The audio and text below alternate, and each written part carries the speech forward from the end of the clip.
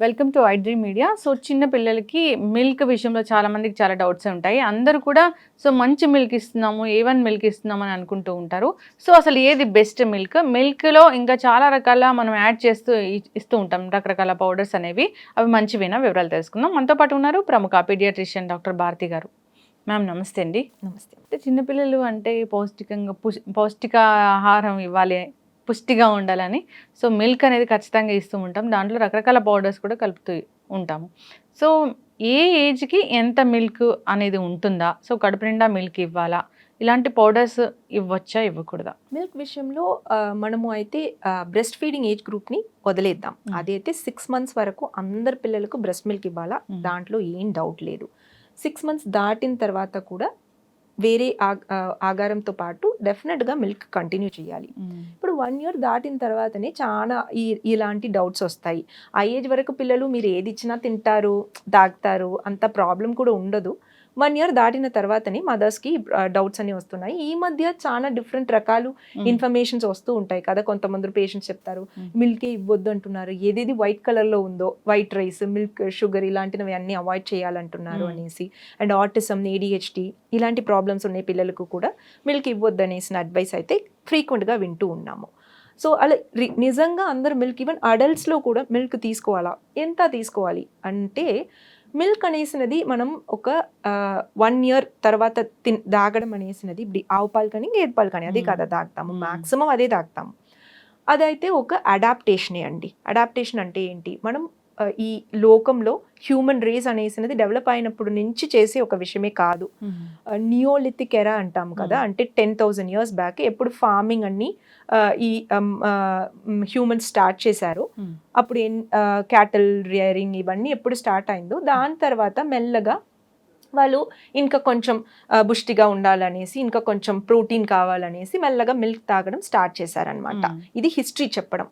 ఇప్పుడు ఇనీషియల్ స్టేజెస్లో అందరికీ ఈ మిల్క్ని అరగడానికి ఉండాల్సిన లాక్టేజ్ అనేసిన ఎంజైమ్, అది అయితే 1 year తర్వాత ఒక 2 years వరకు మ్యాక్సిమం కొంచెం పార్షియల్గా ఉంటుందన్నమాట. తర్వాత 2 years తర్వాత అందరికీ ఆ లాక్టేసే ఉండదన్నమాట. సో అది కూడా over a period of time మనం మెల్లగా ఇప్పుడు ఎక్కువగా తాగి తాగి తాగి తాగి ఇప్పుడు ఎక్కువగా మనకు ఇప్పుడు లాక్టేస్ అనేసిన ఎంజైమ్ ఇప్పుడు ఓల్డెన్ ఏజ్ వరకు 80+ ఏజ్ వరకు కూడా అందరికీ ఉంది. ఇప్పుడు కూడా మీరు చూస్తే వరల్డ్లో హాఫ్ ద పాపులేషన్ ఇప్పుడు ముఖ్యంగా ఓరియంటల్ కంట్రీస్లో తీసుకుంటే చైనా, కొరియా లాంటి ఓరియంటల్ కంట్రీస్లో చాలా మందరు లాక్టోజ్ ఇంటాలరెంటే అండి. 2 years తర్వాత వాళ్ళకి మిల్క్ పడదు.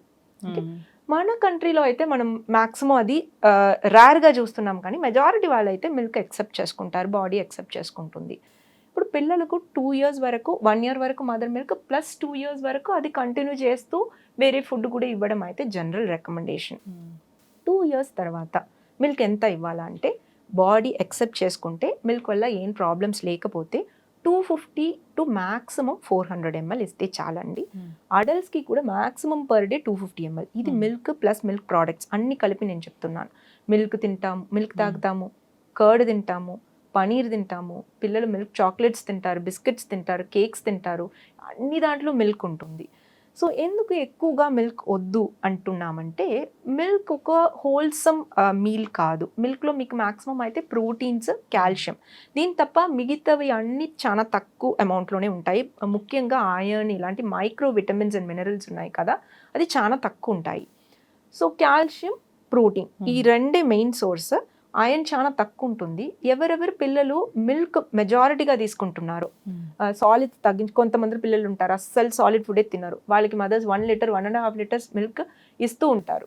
ఆ పిల్లలకి అయితే ఐరన్ డెఫిషియన్సీ, అనీమియా, వేరే మైక్రో మినరల్స్ డెఫిషియన్సీ, అండ్ ఇందులో ఉన్న ఎక్సెస్ కాల్షియం అయితే వేరే నార్మల్ అబ్జర్వ్ అవ్వాల్సిన విటమిన్స్, మినరల్స్ని తగ్గించడం, ఇలాంటి ప్రాబ్లమ్స్ చాలా చూస్తూ ఉంటాము. వెయిట్, హైట్ బాగానే ఉంటుంది, క్యాలరీస్ బాగానే దొరుకుతాయి, కానీ విటమిన్ డెఫిషియన్సీ చాలా ఉంటాయి. సో ఒక maximum 200 to 250 to 400 ml milk అండి.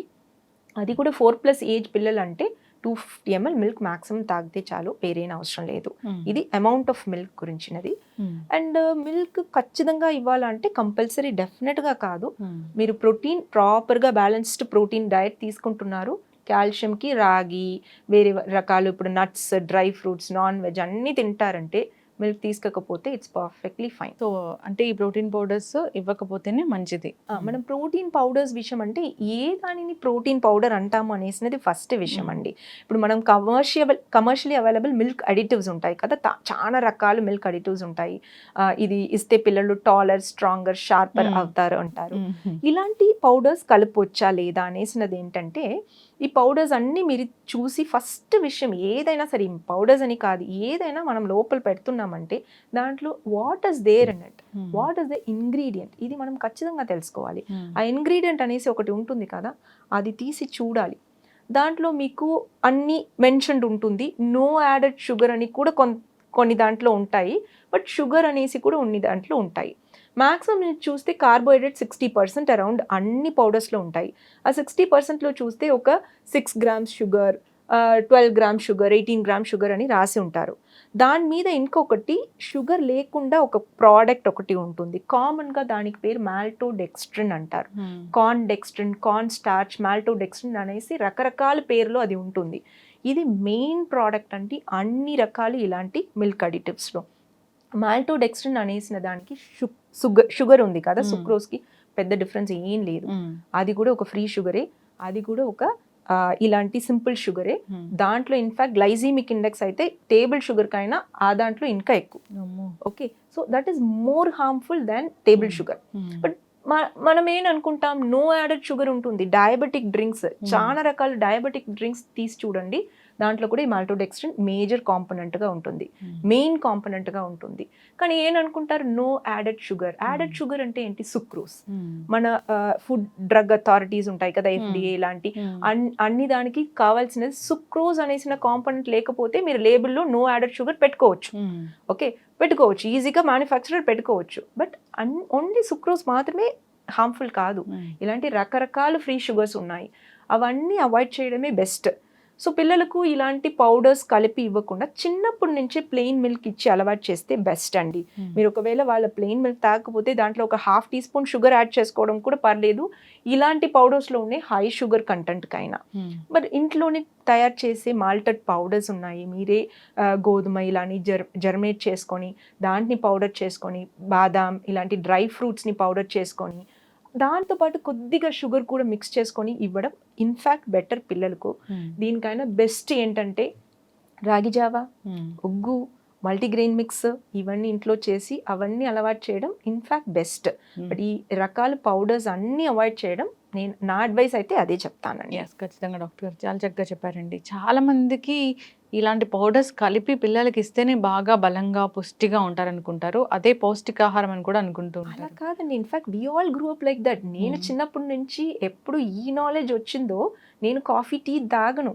సో చిన్నప్పటి నుంచి ఈ నాలెడ్జ్ వచ్చే ఏజ్ వరకు, నేను డాక్టర్ అయ్యి అది కూడా పీడియాట్రిషియన్ అయ్యే ఏజ్ వరకు అయితే నాకు ఈ నాలెడ్జ్ అస్సలు లేదు. నేను ప్రతిరోజు 2 times ఇవన్నీ తాగి I grew up like that. So ఇప్పుడు నాకు రిట్రోస్పెక్టివ్లీ ఇఫ్ యూ థింక్, చాలా మందికి ఇప్పుడు డయాబెటీస్ ఇలాంటి ప్రాబ్లమ్స్ అన్నీ మా ఏజ్ గ్రూప్లో ఉండే వాళ్ళకి ఎక్కువగా ఉండడం ఇలాంటి చాలా ప్రోడక్ట్స్ వల్లనే.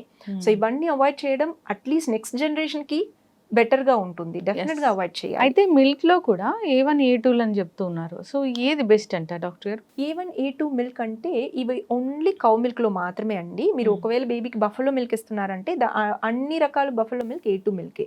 దీంట్లో బెటర్ ఏది అంటే A1 A2. ఈ మధ్యనే A2 చాలా వింటూ ఉన్నాం కదా.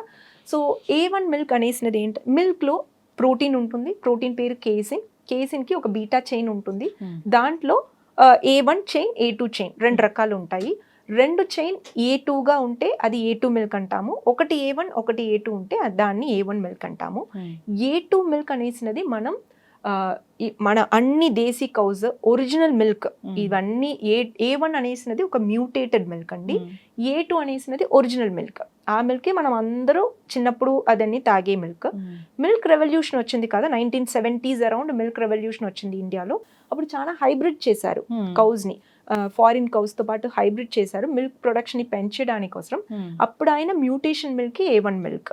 ఓకే, సో వేరే ఏం డిఫరెన్స్ ఉండదు. A1 A2 మిల్క్లో ఆ lactose, minerals, vitamins, basic majority protein అవన్నీ ఒకటే ఉంటాయి, కానీ ప్రోటీన్లో ఈ డిఫరెన్స్ ఉంటుంది.